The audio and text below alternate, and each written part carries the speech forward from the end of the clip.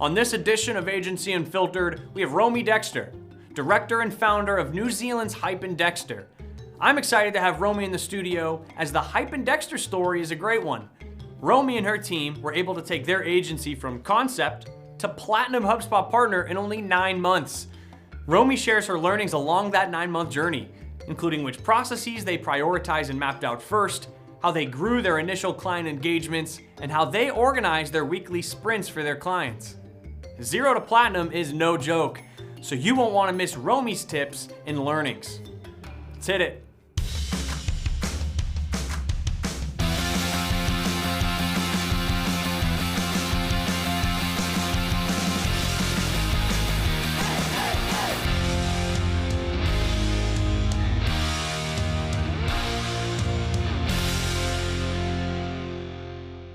Romi, hello. Thanks for joining us. Thank you. Excited to unpack a lot with you today. Obviously, we were talking earlier about this idea of your agency being an idea, but then being able to kind of grow into this platinum partner in New Zealand. And you were able to do that under a year, 9 months. So I think that's significant growth in a very short period of time.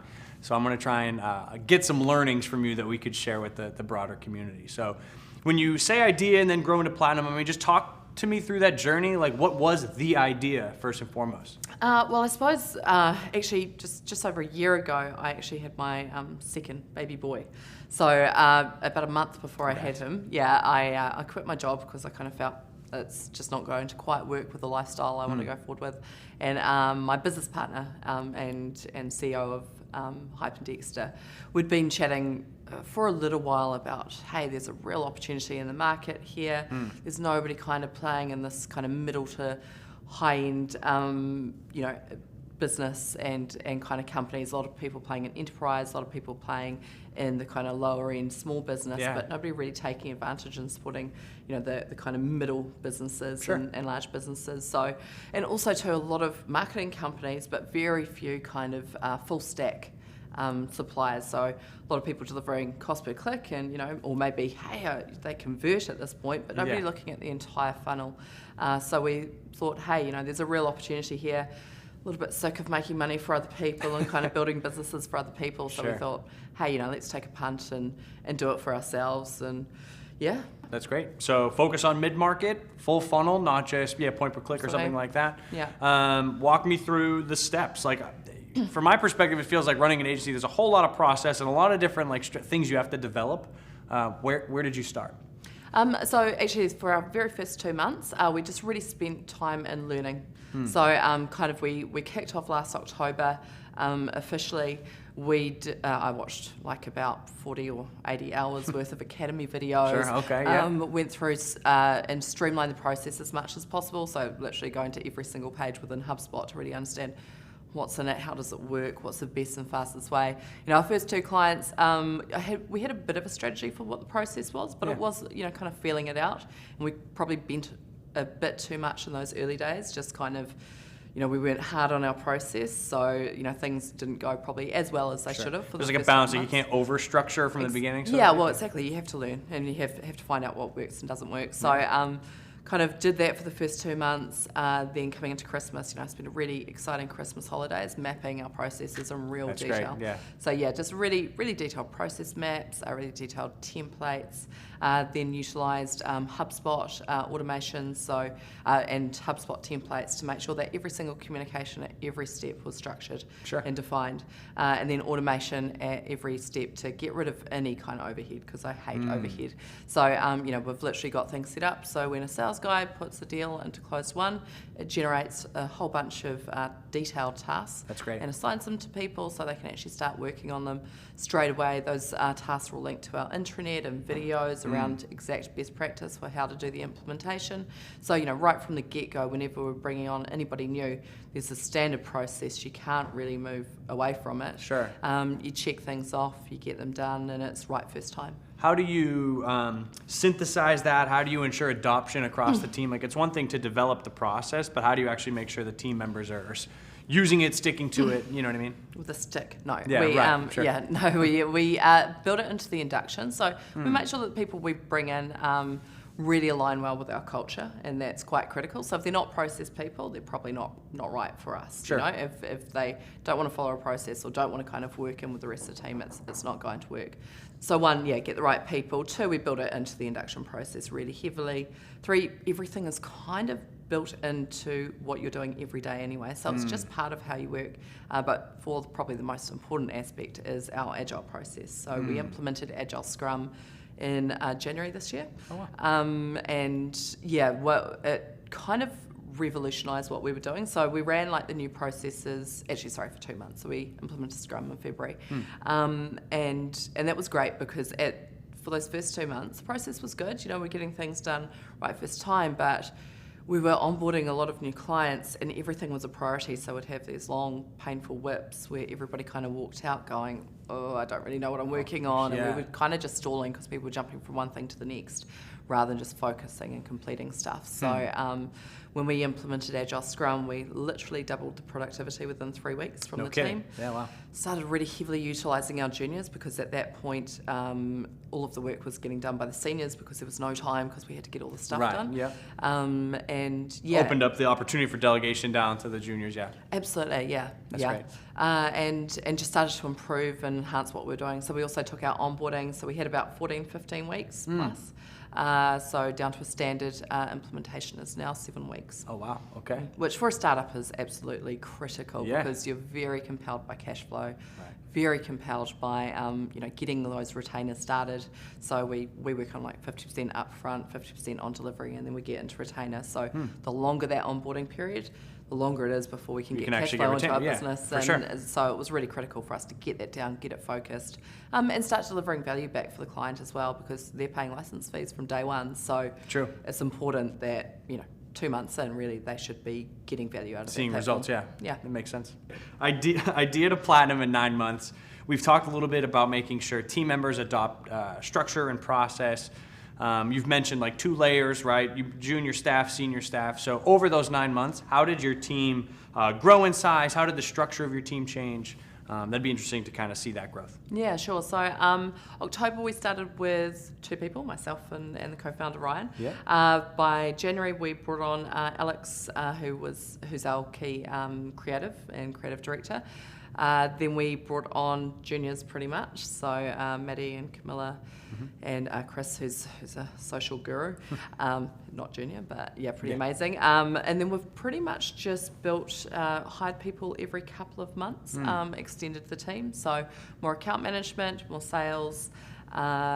We just hired an intern and a graduate 2 months ago, who have been amazing. So they got up to speed in 6 weeks. They were presenting personas to clients and smashing it within 6 weeks. Yeah. Completely revolutionised our entire persona research and creation process, and have been absolutely wonderful. And then most recently we've brought on Kelly, who's going to be taking over a bit more of my kind of hands-on stuff, our as an operations manager, and she's incredible. She's built some of the top digital service and operations kind of based teams in New Zealand for massive sites such as Finder, which was acquired by Yellow Pages, and Grab One, which was a New Zealand version of Groupon, which Groupon couldn't even enter the market when when Grab One started. Yeah, totally. Wow. So our second largest e-commerce platform in the country. So. Yeah. We've referenced, platinum tier HubSpot. Now, obviously, I'm not going to assume everybody watching this is familiar with our tiering program, but I mean, the long and short of it is that there's sold metrics and then there's managed metrics, right? Yeah. Which one, those achievable, those targets, which one from your perspective was the harder one to hit? Definitely managed. Definitely managed. Yeah. Well, so what was your game plan to get there? So managed, it's interesting because our sold MRR is beyond diamond. So no kidding. Yeah, and we just sold actually a really big client yesterday. We've got about 4 more in the wings which are coming in, which are kind of when we hit that platinum level, the level of customers we've been attracting have gone up to that next level as well. Yeah. So organically, have they just been able to find you and literally off the partner directory? So we tagged up our link from the partner directory, so we know exactly if people are coming in by that campaign. Yep. And so we can nurture them and work on them better. But we saw almost a tap turn on when we first went into that partner directory. It was quite crazy, but That's helped, and we've got more of a strategy to get to Diamond, I guess, to get that managed MRR up rather than initially to get to Platinum, because we were just selling so well, and then it was like, geez, it's just this little bit that we have to get. Right. So just making sure that people didn't remove us from their portals if we'd been supporting them. That was a good strategy. Smart. Yeah, because sometimes it would just do like a 3-month engagement. These are our long-term clients, but ones that we've kind of supported along the way, just kind of said, hey, just leave us in there, because we'll still come and check it out and help and that. Provide some notes, helpful. Yeah, exactly. Our new strategy though for Diamond is we're doing a campaign specifically out to do.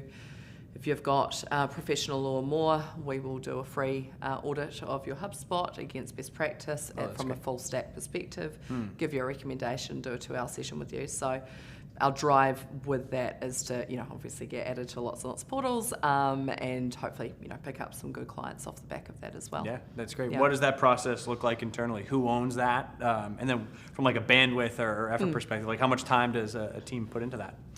So we're actually just defining that right now, but I think we'll workshop it right here. Yeah, totally. Maybe I'm kind of putting in probably an hour to go through the best practice stuff. We've got a bit of evaluation sheet which can be used to do that, and just put some basic kind of recommendations, and then a 2-hour session with probably Ryan and I, or one or the other. Yeah, that's great. Yeah. So let's just go back to when you were, actually there's an opportunity in this kind of like mid-market space. Yeah. If you could go back in time, now to that time, is there anything you would have done over those 9 months differently? Is there any advice you'd go back and give yourself? Definitely, we had one client who went into liquidation, so I would have definitely had a bit more kind of management and support around some of our invoicing processes to protect us a bit more with that. Gotcha. Because there was non-payment for a few months, and that has had a larger impact on the business, just of not having that cash flow there. Would you have any rules of thumb, any like expertise or like any tips for developing kind of the payment terms?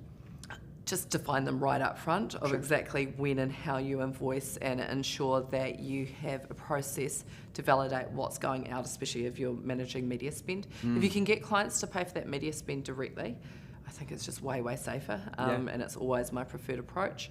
Course. Is that what you have currently, or is it a mix? Or it's a mix at the moment. Okay. In a previous organisation I worked for, we moved more to that direct model, so we'd just invoice them for what we had, and it was just way safer, because in the end, if you've got somebody spending 10 or 20 or 30,000, you can't cut them off. Well, you could cut them off, but that's kind of bad as well. So you kind of let them slip for a couple of weeks, and then it slips a bit further. So, and it's just very easy when there's those large chunks going out to kind of miss these little amounts sitting out and going out, and that they're not being reconciled properly. So having a really solid reconciliation process around your media spend and what you're invoicing, I think, is really critical. Yeah, makes sense. What else? I mean, let's just say, I'm trying to see the same sort of growth. Are there any other tips, tricks, like processes that you've prioritized that seem to really pay off in the kind of where you're at today?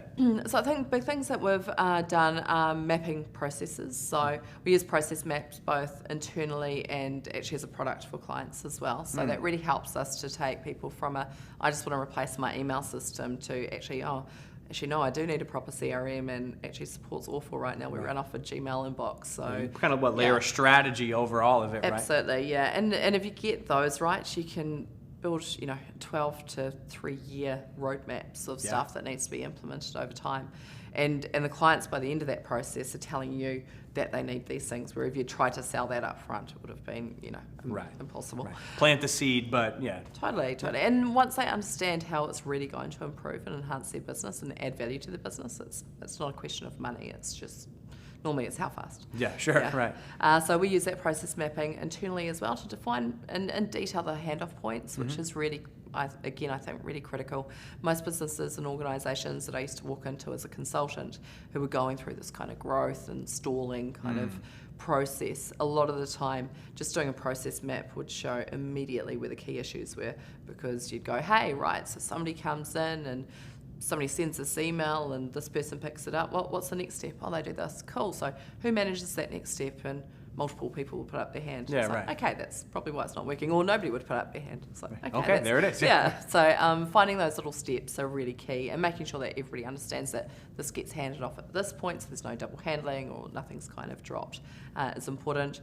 For us, the agile process makes a huge difference as well, because every single week we spend, so we do weekly sprints, which is a little bit different to like what you do in a software. Software is normally 2 to 4 weeks.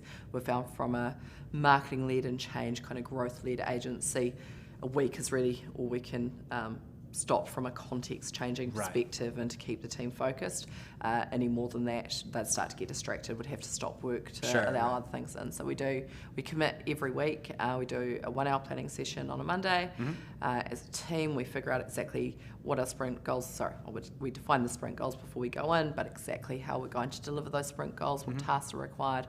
We size it all up, we talk about any potential issues, and then we commit to it.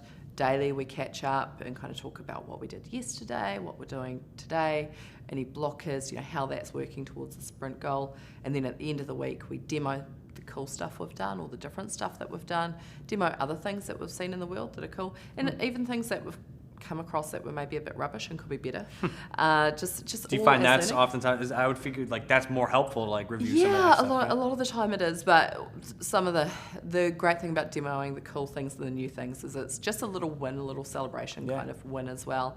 We also do retrospectives, which are really key, so that's where we look at what could have been better, and what actually worked really well, and how do we embed that into our process. So we've had things come out of that, like clients were a little bit unclear with our process, because 7 weeks, it's very, very rapid and very fast. And although, we did state it in quite a few places, and it's not actually that complex, it's kind of 8 steps. But here it is, right? Yeah, but still, a lot of moving pieces. And and it is rapid and it is full on, and people were just a little bit unclear of like, oh, where am I now and what's next? So we just, simple thing, put at the beginning of every single presentation, you are here with a little kind of timeline, and at the end of every presentation, you are here with a little timeline.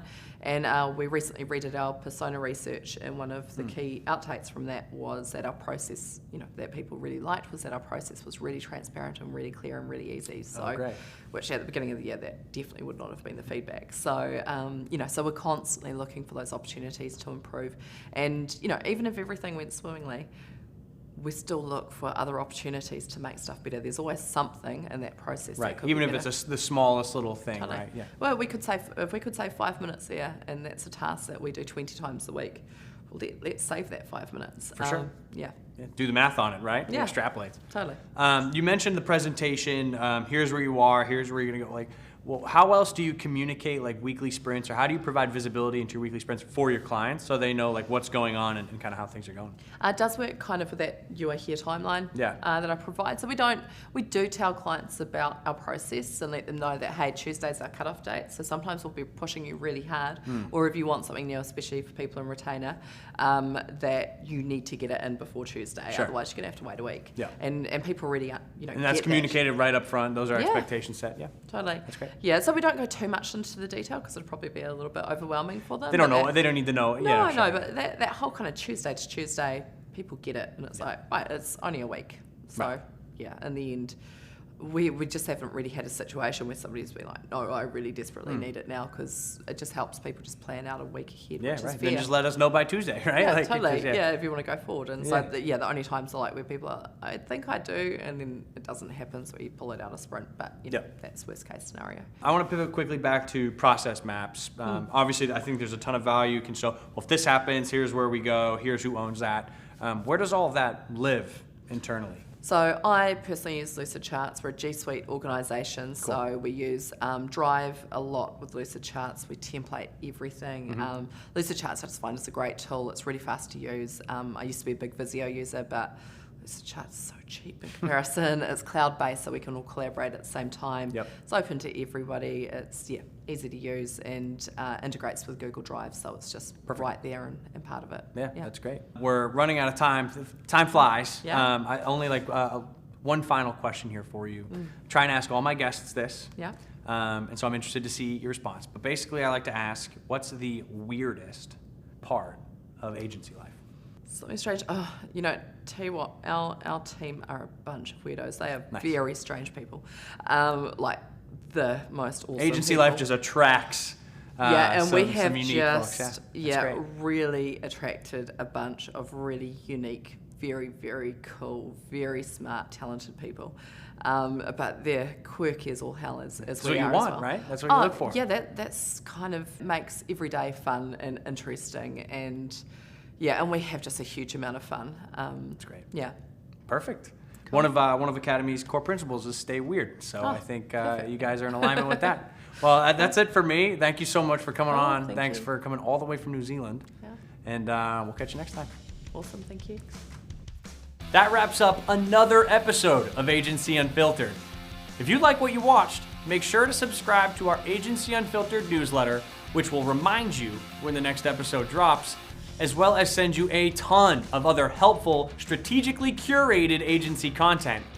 You could also subscribe to our channel on YouTube or podcast on SoundCloud. And if you want to keep the conversation going, tweet me at Kevin_Dunn. Remember, keep it unfiltered, stay weird. I'm Kevin Dunn, and I'll see you next time.